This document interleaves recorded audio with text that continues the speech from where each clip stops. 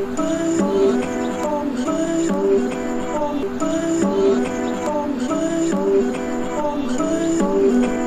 just trying to make it all make sense. The More You Know podcast.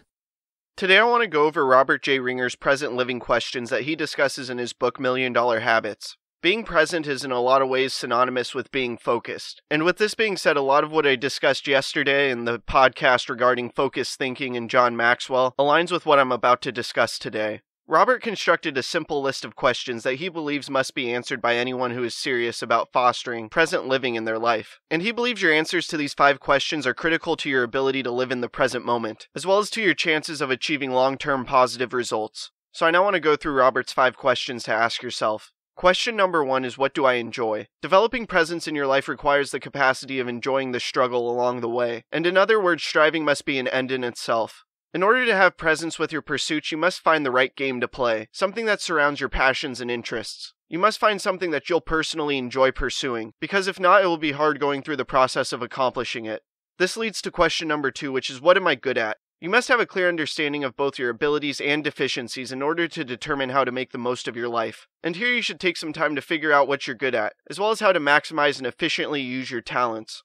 After this, we reach question number 3, which is, what do I want out of life? And with this, it's not regarding specific goals. It's referring to a general concept of what you want out of life. It's kind of an overall objective that becomes your foundation for setting specific goals. You must be able to stay focused on your main purpose. If not, you'll inadvertently dissipate valuable energy.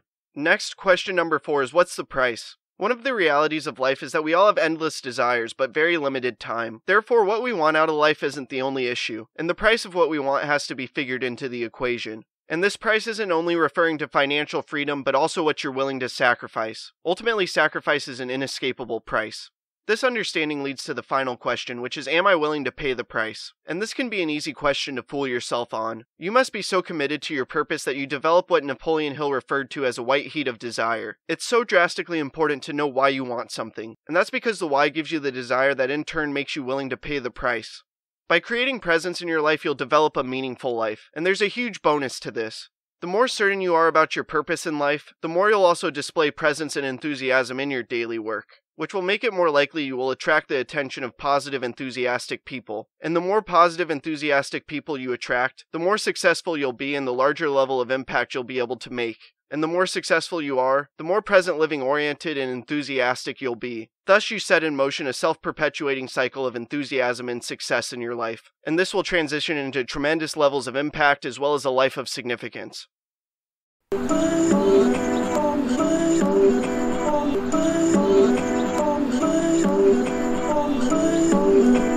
just trying to make it all make sense. The More You Know podcast.